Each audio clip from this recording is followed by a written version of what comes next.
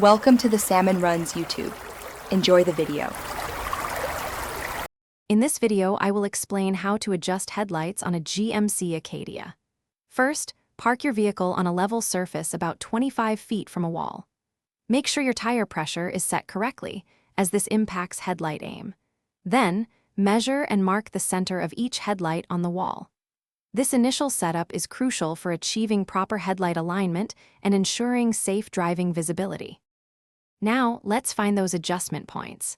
Pop open your hood and look at the back of each headlight assembly. You'll typically find 1 or 2 screws. One screw controls the vertical aim, moving the beam up or down. Some models also have a second screw for horizontal adjustment. You'll likely need a Phillips head screwdriver or a specific Torx bit for these adjustments.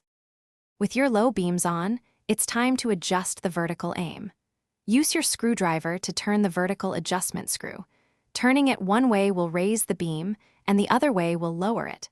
Aim for the top of the brightest part of your low beam to be about 2 inches below the center mark you made on the wall.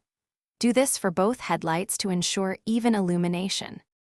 Once you've adjusted the vertical aim, take a moment to double-check both headlights. If your Acadia has horizontal adjustment screws, you can fine-tune the side-to-side aim now. Finally, take your vehicle for a short drive, preferably at night, to confirm the adjustments.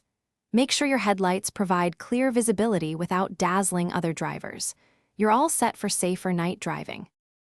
Thanks for watching. Consider subscribing if we helped you.